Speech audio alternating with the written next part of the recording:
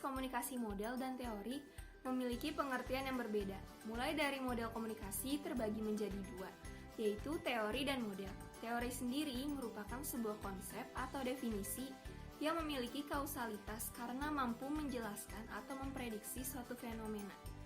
Sedangkan model komunikasi lebih sederhana dalam representasi di antara elemen-elemen yang adanya suatu proses komunikasi untuk mempermudah dalam memahami proses yang rumit. Para ahli yaitu West dan Turner membagi 3 pemahaman dalam model komunikasi. Yang pertama adalah komunikasi aksi atau disebut linear. Linear sendiri memiliki arti lurus. Berarti, bila linear dalam konteks komunikasi adalah komunikasi satu arah. Komunikasi linear yang mengarah pada suatu arah tidak menimbulkan umpan balik dari penyampaian pesan yang dilakukan oleh komunikator dengan komunikan. Yang kedua adalah komunikasi interaksi. Sebaliknya, komunikasi interaksi adalah komunikasi dua arah atau lebih dari komunikator kepada komunikan. Dan yang terakhir adalah komunikasi transaksi. Suatu komunikasi yang menunjukkan efektivitas di komunikasi ini karena diterapkan sehari-hari baik dengan komunikasi verbal maupun nonverbal.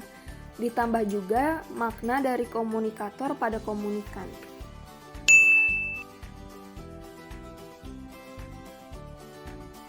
Komunikasi intrapersonal merupakan sebuah komunikasi yang dilakukan oleh diri sendiri, yang dimana komunikasi ini merupakan komunikasi yang komunikan dan komunikatornya adalah diri kita sendiri, yang dimana komunikasi ini mengkomunikasikan suatu lingkungan atau memikirkan suatu masalah, atau bisa juga mempertimbangkan suatu untuk mengambil keputusan. Contohnya, seperti saya memikirkan, abis ini saya mau makan apa ya? Abis ini saya mau melakukan apa ya? Nah, jadi itu merupakan bentuk konteks komunikasi intrapersonal. Komunikasi interpersonal atau antarpersonal, kalian pasti pernah berbincang dengan seseorang atau lebih. Apakah kalian tahu bahwa itu disebut komunikasi interpersonal? Suatu kegiatan komunikasi yang dilakukan 2 orang atau lebih secara tatap muka atau secara langsung. Seperti kalian berbicara bersama dosen mengenai tugas kuliah, atau sekedar berbincang dengan teman ataupun pacar dan kegiatan sehari-hari kalian. Halo semuanya, kita akan membahas komunikasi kelompok. Komunikasi kelompok adalah komunikasi yang dimana kita sebagai personal komunikasi berbicara lebih dari 2 orang. Dimana dalam kelompok ini dibagi menjadi kelompok kecil dan kelompok besar, dimana dalam kelompok tersebut memiliki tujuan kelompok. Contoh dari komunikasi kelompok ialah dimana kita berdiskusi kelompok yang biasa kita lakukan di dalam kelas. Contohnya, ketika saya berdiskusi kelompok bersama teman-teman saya di dalam mata kuliah teori komunikasi. Dalam situ kita membahas tentang bagaimana kita akan mempresentasikan apa yang menjadi bahan kami nantinya saat dipresentasikan pada saat pelajaran.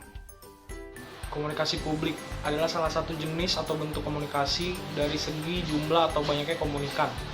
Selain komunikasi intrapribadi, komunikasi antar pribadi, komunikasi kelompok, dan komunikasi massa. Komunikasi publik dikenal dengan banyak nama atau istilah seperti urusan publik, informasi publik, dan hubungan politik atau humas. Karena jumlah audiensnya yang banyak, komunikasi publik juga sering diidentikan dengan komunikasi massa. Padahal keduanya berbeda dari segi saluran. Komunikasi massa adalah komunikasi melalui media massa. Secara praktis, komunikasi publik terjadi ketika individu dan kelompok terlibat dalam dialog di ruang publik untuk menyampaikan pesan kepada halayak tertentu. Peristiwa berbicara di depan umum, editorial surat kabar, dan iklan billboard adalah beberapa bentuk komunikasi publik. Komunikasi organisasi adalah komunikasi yang terjadi di lingkungan besar dan luas. Di dalam komunikasi tersebut, terdapat komunikasi interpersonal, media komunikasi, kepemimpinan, kelompok kecil, presentasi, atau public speaking. Salah satu contoh dari komunikasi organisasi adalah ikut serta dalam rapat dan musyawarah. Komunikasi massa. Komunikasi massa merupakan sebuah bentuk komunikasi yang dimana komunikasi ini pesannya disebarkan oleh media massa, yang nantinya akan diterima oleh publik atau orang banyak. Contohnya, seperti berita yang ada di televisi dan koran-koran online yang sering kita baca setiap hari.